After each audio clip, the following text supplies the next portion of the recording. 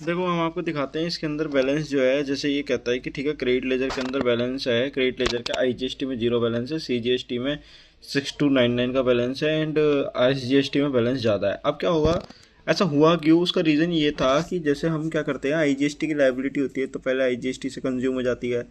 उसके बाद क्या करता था, सिस्टम ऑटोमेटिकली सीजीएसटी का बैलेंस पिक करता था। अब जो सीजीएसटी का बैलेंस पिक करता था तो सीजीएसटी तो एग्जॉस्ट होता चला गया, बट एसजीएसटी मेरा एग्जॉस्ट ही नहीं हुआ। या फिर मैं ऐसा करता हूँ कि जो मेरी आईजीएसटी का इनपुट आया, एग्जांपल के लिए मैं कहता हूँ कि ठीक है आईजीएसटी का इनपुट आया। कभी कभी क्या होता है ना, आईजीएसटी का इनपुट आने के बाद आईजीएसटी अपनी हेल्प तो कर देता है, फिर सारा का सारा किसको दे देता है, आईजीएसटी सीजीएसटी को दे देता है। तो सीजीएसटी को आईजीएसटी मिल गया तो सीजीएसटी खड़ा रह जाता है, मतलब बैलेंस हमेशा पड़ा रहेगा। तो ऐसी सिचुएशन में सबसे ज़्यादा प्रॉब्लम्स लोगों को ही ना, देखो कितना अटपटा सा लग रहा है ना कि एक तरफ तो आपको 1,38,000 रुपये का इनपुट ये पड़ा हुआ है और दूसरी तरफ 6,299 का इनपुट पड़ा हुआ है। अब अगर मैंने सेल करी सपोज करो 10 लाख रुपए की, उस 10 लाख रुपए की सेल में मैं 18% जीएसटी लेकर चलता हूँ, 1,80,000। तो 1,80,000 रुपये मतलब C G S T 9%, S G S T 9%, मतलब 90,000 C G S T, 90,000 S G S T. तो जो सी जी एस टी है उसमें तो बैलेंस मेरा सिर्फ 6,000 ही पड़ा हुआ है। अब 90,000 में से 6,000 माइनस करने के बाद एक मोटा मोटा लमसम 84,000 करीब कुछ समथिंग की लाइबिलिटी आपकी पे होगी सीजीएसटी की। और एसजीएसटी तो अच्छा खासा इनपुट पड़ा हुआ था, वो तो वहां से एग्जॉस्ट हो जाएगा। और जो सेस का बैलेंस है, सेस का बैलेंस कभी एग्जॉस्ट ही नहीं होता।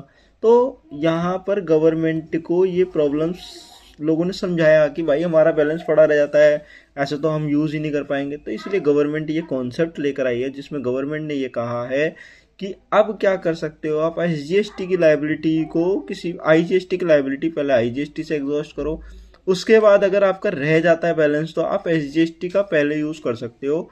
ये एक नया सिनेरियो लेकर आई है गवर्नमेंट। तो अब मैं एग्जांपल के लिए बोलूँ कि ठीक है मैं एसजीएसटी यूज़ कर सकता हूँ, एसजीएसटी यूज़ कर सकता हूँ। जब एसजीएसटी यूज़ करूँगा, अब मेरी आईजीएसटी की लाइबिलिटी है, पहले क्या करेगा सीजीएसटी पूरा एग्जॉस्ट हो जाएगा, उसके बाद एसजीएसटी। तो मैं यहाँ पर एसजीएसटी का बैलेंस एग्जॉस्ट कर सकता हूँ। मैं आपको नोटिफिकेशन दिखाता हूँ। अभी मेरा दोस्त था, इसने अपना स्टेटस लगा रखा था, मैंने वही स्टेटस यहाँ पर दिखा देता हूँ।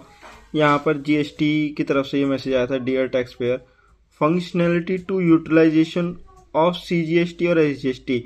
मतलब यहाँ पर ऑल लिखा हुआ है, तो सीजीएसटी का और एसजीएसटी आईटीसी का किसी भी ऑर्डर में, ऑर्डर में मतलब एक तो होता है कि पहले सीजीएसटी एग्जॉस्ट करो। गवर्नमेंट कहती है ठीक है, ऑर्डर मतलब किसी भी ऑर्डर में आपको एसजीएसटी एग्जॉस्ट करना है, एसजीएसटी यूज कर लो, सीजीएसटी यूज करना है, सीजीएसटी यूज कर लो। एनी ऑर्डर मतलब किसी भी ऑर्डर में, जरूरी नहीं है कि मेरे को पहले एस ही यूज करना पड़ेगा या मेरे को सी यूज करना पड़ेगा। जिसमें आपका बैलेंस पड़ा हुआ है वो आप यूज कर सकते हो। फॉर किसके लिए, पेमेंट ऑफ आईजीएसटी लायबिलिटी के लिए। अच्छा देखिए, हमेशा अगर बैलेंस सी में कम पड़ गया तो एस सी की मदद नहीं कर सकता या सी एस की मदद नहीं कर सकता, ये दोनों आपस में एक दूसरे की मदद कभी नहीं कर सकते। लेकिन गवर्नमेंट ये कहती है कि आईजीएसटी में अगर कोई बैलेंस पड़ा हुआ, आईजीएसटी की कोई लायबिलिटी, तो पहले आईजीएसटी की लायबिलिटी को आईजीएसटी के इनपुट से खत्म करो पहले, उसके बाद आपका अगर सी और एस में इनपुट बचता है तो दोनों में से किसी का भी यूज कर सकते हो, किसी भी ऑर्डर में यूज कर सकते हो, हम आपको नहीं रोकेंगे। ये वाला कॉन्सेप्ट जो है, पहले तो क्या होता था सिस्टम ऑटोमेटिकली ये वाला यूज करता है, उसके बाद ये हमारा पड़ा रह जाता था। तो अब सिंपल सा ये हमारा पड़ा रह जाता था, तो इन्होंने ये सिंपल ये कहा कि भाई एक काम करते हैं, हम ये एनी ऑर्डर बोल देते हैं। एनी ऑर्डर का मतलब अब आपके ऊपर कोई केस ओपन भी होता है तो आप यूटिलाइजेशन कैसे भी कर सकते हो, गवर्नमेंट आपका केस खोलेगी नहीं इस रिगार्डिंग। तो यहाँ पर विल बी अवेलेबल फ्रॉम फरवरी 2026 की, 2026 पीरियड की रिटर्न के लिए ये अवेलेबल है। Will be available from 2026 Feb return. ठीक है, तो फरवरी की रिटर्न से ये कॉन्सेप्ट अवेलेबल होगा, राइट। अभी जनवरी की रिटर्न जा रही है तो जनवरी की रिटर्न में तो ये कॉन्सेप्ट यूज होगा नहीं, राइट। लेकिन मैं आपको समझा देता हूं कि ये यूज कैसे करते हैं, राइट। हम गए फाइल रिटर्न पे क्लिक करा, फाइल रिटर्न पे क्लिक करने के बाद यहाँ पर मैंने रिटर्न पीरियड सेलेक्ट करा जनवरी, यहाँ पर सर्च पे क्लिक करूँगा। देखो ऊपर की डिटेल तो मैं आपको नहीं दिखा सकता, मेन डिटेल में दिखाऊंगा आपको, क्योंकि प्राइवेसी ब्रीच का कॉन्सेप्ट आ जाता है आजकल। तो यूट्यूब भी प्राइवेसी ब्रीच करने लग गया है, वो वीडियो ही अपलोड नहीं करने देता। अब आपको देखा होगा, मैंने आपको बताया होगा, यहाँ पर 18,000 रुपये की लाइबिलिटी रिफ्लेक्ट हो रही है, यहाँ पर B2C वाला है, इसीलिए कॉन्सेप्ट यहाँ पर देखो, ये 18,000 यहाँ भी आ रहा है, ये 18,000 यहाँ भी आ रहा है। अरे ऐसा क्यों भाई? भाई जो यहाँ पर आता है ना वो सेम टू सेम यहाँ पर भी आता है, तो इतना घबराने की बात नहीं है। इनपुट वगैरह मैं एक्सेप्ट कर चुका हूँ। इनपुट एक्सेप्ट करने के बाद यहाँ पर इनपुट एक्सेप्ट करने के बाद ये कहता है कि ठीक है, IGST की liability 4,800 and 3,800 and 3,800, and after that we will click to proceed for payment of. Then you can see that here the IGST amount is 4,866. You can see that it is a credit ledger balance, that you can utilize the amount of IGST 4,866, that first to utilize the amount of IGST, and after that you may use any order like amount of CGST and SGST. Right now you can see that the balance of CGST is 10,175, that कि CGST में 10,175 है, इसमें 1,42,000 पड़े हैं, इसमें 4,800 पड़े हैं। Utilise करने का तरीका क्या होगा? देखो, यूटिलाइजेशन करने का तरीका गवर्नमेंट ये कहती है कि पहले IGST की लाइबिलिटी जिसे लाइबिलिटी बोलते हैं, ये वाला पोर्शन जो होता है ना, ये अदर देन रिवर्स चार्ज, ये लाइबिलिटी का पोर्शन है। IGST की लाइबिलिटी, पहले IGST के अंदर बैलेंस कितना पड़ा? IGST का बैलेंस 4,866 पड़ा है, 4,866 पड़ा हुआ है, ये रहा 4,866 हमने पुट कर दिया।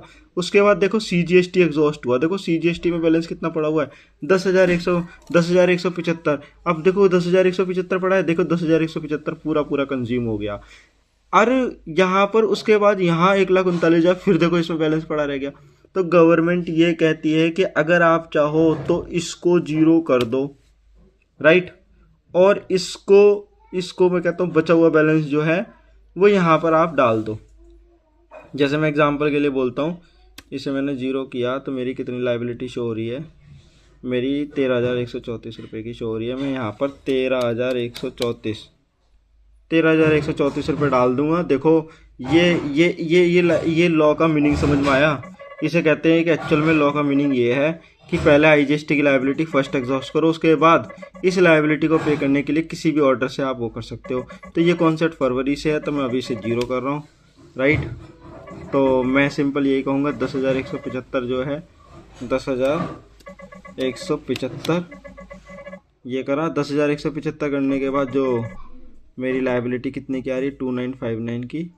यहाँ पर मैंने 2,959 कर दिया, एंड 2,959 करने के बाद मैंने यहाँ पर मेक पेमेंट किया। मेक पेमेंट करने के बाद एग्री एंड कंटिन्यू किया, इसे यस कर दिया, और ये मेरा ऑफसेट हो गया। ऑफसेट होने के बाद मैं यहाँ पर प्रोसीड फॉर फाइल कर देता हूँ। प्रोसीड फॉर फाइल करने के बाद यहाँ पर ये नाम मैं दिखाऊंगा नहीं आपको, यहाँ पर मैं EVC के थ्रू फाइल करवा दूंगा। ये EVC के थ्रू यहाँ से EVC प्रोसीड कर दिया, और ये मेरा OTP आ गया, मैं रिटर्न फाइल कर दूंगा।